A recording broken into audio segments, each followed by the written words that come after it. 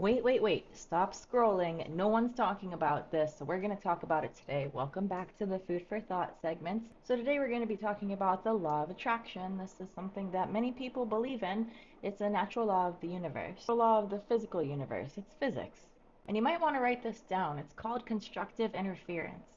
It says that wavelengths of equal lengths meet other wavelengths and the frequency doubles.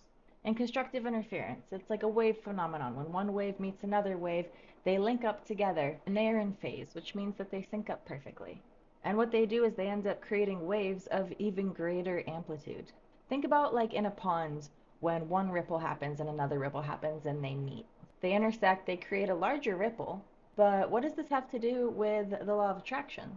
I want you to consider that your thoughts and your emotions can be considered their own waves of frequency. When these are in harmony and combined, their power is multiplied.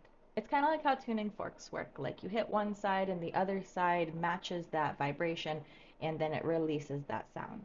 The same frequency then begins to vibrate in response. Your thoughts and your desires actually tune the same way in frequencies. It causes the universe to respond in unison and you get energy and frequencies from all kinds of things. This conversation, this video, if you listen to what I'm telling you right now, you get energy from all the people around you and you can either give energy or take energy. And where does this energy come from? This energy comes from an area in your brain called the gray matter. It's groundbreaking knowledge that's been around for a while, but it's been kind of hidden by the scientific community. And why hasn't it gained more traction? Maybe because it challenges conventional ways of thinking. Maybe it's because when you know how to harness the power of constructive interference and harness this power into your own life, it creates your intentions, your emotions, and your power to become in sync, which become a potent force. Dr. Masaru Emoto conducted scientific experiments on the structure of water crystals and how certain vibrations and frequencies would affect them. This is something that you can Google. I absolutely advise that you do because you'll see the way that he structured his experiments. One side of the room, he talked negatively to a bowl of water.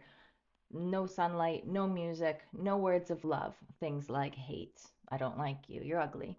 In the other room, he ensured that there was sunlight on the water. He played music. He said things like, I love you, you're beautiful. At the end of the experiment, the structures in the water molecules in the happy room came out beautiful colored mandalas, super symmetry. In the other room, it was black and mucky and spotcheled, like it was not. But what I'm getting at here is our entire bodies are made up of water. So imagine if you can literally change the crystal structure in water. What you can do to the water in your body by speaking to yourself, by connecting with yourself, by harnessing into these frequencies. So when you align yourself with your desires, the universe can't help but respond. It's not magic, it's science. And the science behind this is not a new thing. This is the law of attraction, and you can find it written across ancient scriptures all over the world. It talks about it in the Bible. For where two or three gather in my name, there am I with them. Matthew 18:20. Rather than suggesting the gathering of individuals, this verse from the Bible emphasizes the magnifying power stemming from the collective. Because it's not just about being together, it's about the amplified force that arises when people come together. When aligned intentions intersect, it gives a direct nod to the principle of constructive interference. So now we're going to think about the thread of connection. Think about the frequencies that electronics use. Your phone holds a frequency, and it doesn't just bring in messages and videos, texts, but things that can change your frequency as well when you pick it up and look at something. And even the messages that come to your phone are sent to your phone through frequencies.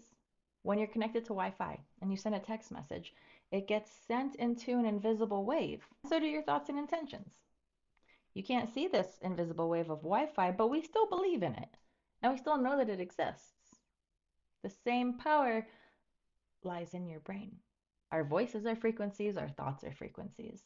Thoughts are energy, and did you know that your thoughts hold the most power of anything that there is? The most potent form of energy. Whatever thought wave you honor is what you're going to get. You are the manifestation of your own thinking. We become what we think about. It's one thing that every great leader has ever agreed on. And as Albert Einstein said, there's the concept that energy cannot be created nor destroyed. It can only be changed from one concept to another. Focused intent is what resonates a certain frequency. When you tune into your thoughts, it's like tuning into a radio station. The right station is pivotal for clear reception. The rest is static. Or it's like dialing a number on your phone. If you dial the wrong number, you just don't connect. If you dial the right number, you get through. It's the same with the universe. If you connect to the right things, you are connecting to the universe, and the universe will respond. And it listens back as an active participant. You could think about the universe like the World Wide Web, right? If you type in the right www or HTML, you get to the right site. And if you don't, you get lost in cyberspace. I think that the reason that no one really talks about this much is because it's lost under a lot of conventional research. And I think that it kind of changes the paradigms of conventional thinking. Or maybe this knowledge would hand over too much power to the individual. Because if everyone harnessed this and understood this power, the entire world would be in unison with people that dream, people that focus, people that strive for their goals, people that have positive energy. The planet would be a place of immense positivity, immense growth, and extreme intent. Which also makes me think about how there's the graph of human frequency and how you can raise that graph by thinking certain things and connecting to yourself in certain ways. Generally, people resonate down here in the red, as a regular, as a neutral. It's also proven that when you're sick or when you're negative, that your frequency is even lower, right?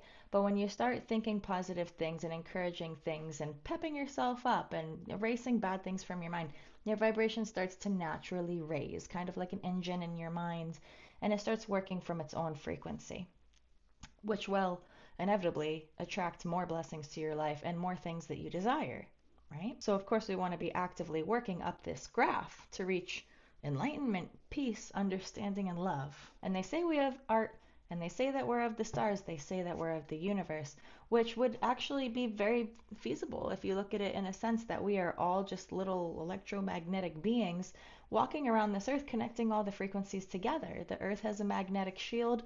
Earth has different power spots on it where there are more frequencies than others. Plants give off certain frequencies. Animals give off certain frequencies. I think that we need to think about our role in this universe. And instead of being passive bystanders, be active creators.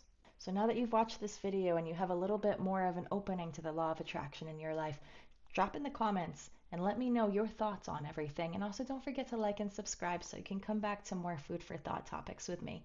Love you guys.